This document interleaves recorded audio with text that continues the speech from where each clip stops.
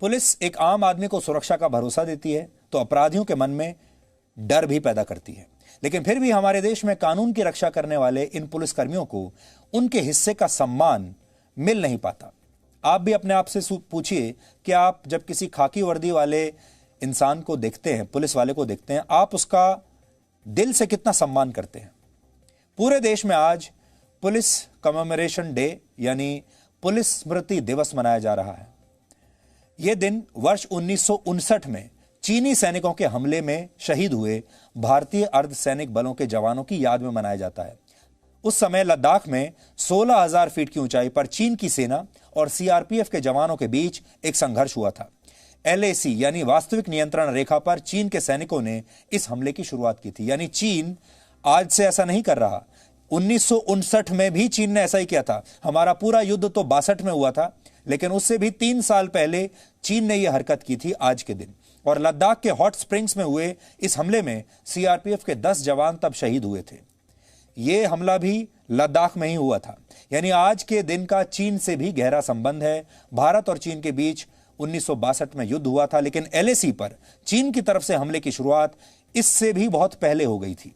CRPF के जवानों ने मुश्किल परिस्थितियों में सीमाओं की रक्षा की थी और पूरे देश के पुलिसकर्मियों के लिए हॉट स्प्रिंग्स का इलाका किसी तीर्थ स्थल जैसा पवित्र है। और आज आप सभी लोगों की तरफ से हम इन शहीद जवानों को श्रद्धांजलि देते हैं।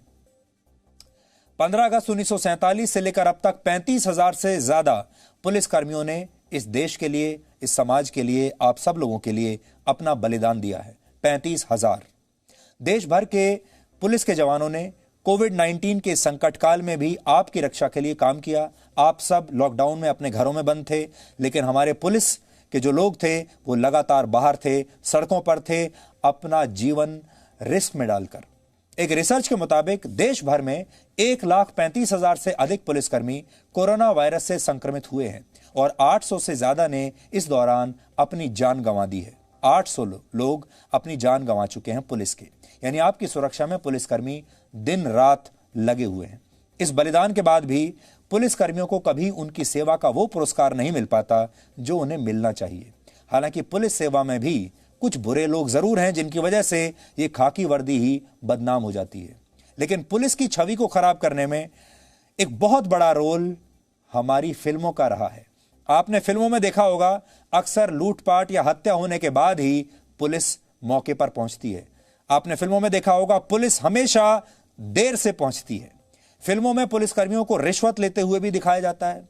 यानी फिल्मों में खाकी वर्दी का सिर्फ एक ही मतलब होता है और वो है विलेन की भूमिका, लापरवाही की भूमिका या भ्रष्ट हो जाना। हालांकि इसी बॉलीवुड ने, हमारी फिल्मों ने खाकी वर्दी वालों को तो विलेन बना दिया, लेकिन बड़े बड़े अपराधियों को, बड़े बड़े डॉन्स को, बड़े बड़े अंडरवर्ल्ड डॉन को और इस तरह के लोगों को, बड़े बड़े डाकुओं को हमारे देश की फिल्मों ने हीरो बनाकर पेश किया। फिल्मों में अपराधियों को इस तरह दिखाया जाता है मानो वो समाज के सच्चे नायक हैं, रॉबिन हुड हैं। यानी फिल्मों में पुलिस का हमेशा लेट पहुंचना कोई इत्तेफाक नहीं था, बल्कि इससे पुलिस वालों की छवि बहुत खराब हुई। हालांकि आज जब बॉलीवुड पर खुद संकट आया, जब उनकी अपनी छवि खराब होने लगी, तो ऐसी ही फिल्में बनाने वाले ये सारे प्रोड्यूसर, डायरेक्टर, एक्टर एक साथ एक हो गए। पहली बार 70 साल में बॉलीवुड एक हुआ है, इकट्ठा हुआ है अपने आप को बचाने के लिए। लेकिन इन्होंने कभी यह नहीं सोचा कि पुलिस वालों की छवि इन्होंने कितनी खराब करके रखी। लेकिन बॉलीवुड की फिल्मों ने समाज का बंटवारा करके रख दिया। अब आप सोचिए, क्या सारे पुलिस वाले भी एक साथ होकर, इकट्ठे होकर बॉलीवुड के खिलाफ कभी जा सकते थे या जा पाएंगे, जैसे बॉलीवुड एक साथ इकट्ठे होकर मीडिया के खिलाफ आ गया?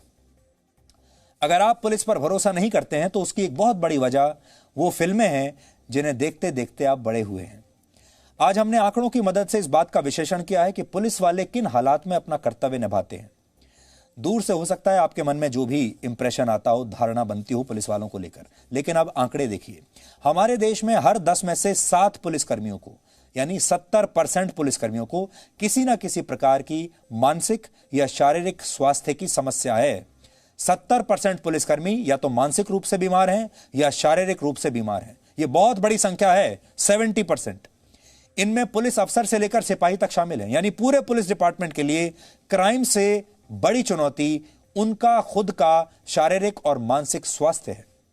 पुलिसकर्मी हर दिन औसतन 14 घंटे की ड्यूटी करते हैं और हर 20 में से 3 पुलिसकर्मी ऐसे भी हैं जो 24 घंटे ड्यूटी पर तैनात रहते हैं और पुलिसकर्मियों को ओवर टाइम का भी कोई पैसा अलग से नहीं मिलता। क्या आप चाहेंगे ऐसी ड्यूटी करना जो 14 घंटे कम से कम आपको काम करवाए, या ऐसी ड्यूटी करना जिसमें 24 घंटे आपको काम करना पड़े? पुलिस के अलावा मीडिया की एक ऐसी ड्यूटी है जहां आप 14 से 15 घंटे हर रोज काम करते हैं और हम आपको बता सकते हैं कि दिन में 14-15 घंटे काम करना क्या चीज होती है। 7 दिन काम करना बिना रुके क्या होता है, आपके शरीर पर उसका कितना असर पड़ता है, आपके मानसिक स्वास्थ्य पर उसका कितना असर पड़ता है। अगर आप हर रोज 14 घंटे 15 घंटे काम कर रहे हैं, लगातार 7 दिन काम कर रहे हैं और आपको कोई ब्रेक नहीं मिल रहा है, आप 1 महीना करके देखिए, आपको समझ में आ जाएगा। 50% पुलिसकर्मियों को हफ्ते में 1 दिन भी छुट्टी नहीं मिलती। आपने देखा होगा पुलिस की गाड़ियों पर एक स्लोगन अक्सर लिखा होता है, आपकी सेवा में सदैव तत्पर। यह सिर्फ एक वाक्य नहीं है, बल्कि जनता की सेवा करने वाले ज्यादातर पुलिसकर्मियों की सच्चाई भी यही है। लेकिन 50% पुलिसकर्मी ऐसे हैं जिन्हें हफ्ते में 1 वीकली ऑफ भी नहीं मिलता। देश में 37% पुलिसकर्मी ऐसे भी हैं जिन्हें समान वेतन पर दूसरी नौकरी अगर मिल जाए तो वो नौकरी दूसरी करने के लिए तैयार हैं। यानी वो पुलिस की नौकरी छोड़कर अगर इतना ही पैसा कहीं और मिल जाए तो दूसरी नौकरी करने के लिए तैयार हैं। यही वजह है कि दिल्ली में पिछले 10 वर्षों में 1000 पुलिसकर्मियों ने वीआरएस लिया है, यानी ये पुलिस वाले समय से पहले ही रिटायर हो गए। ऐसा इसलिए हो रहा है क्योंकि समाज को अपराधियों से बचाने वाले पुलिसकर्मी बीमारियों से खुद अपनी ही रक्षा नहीं कर पा रहे हैं। एक और रिपोर्ट के मुताबिक मानसिक तनाव, हाई ब्लड प्रेशर, नींद न आना, थकान, सांस संबंधी बीमारियां और शरीर में दर्द जैसी समस्याएं पुलिसकर्मियों में आम बात हैं। ये हर रोज इन समस्याओं के साथ ही अपना जीवन बिता रहे हैं।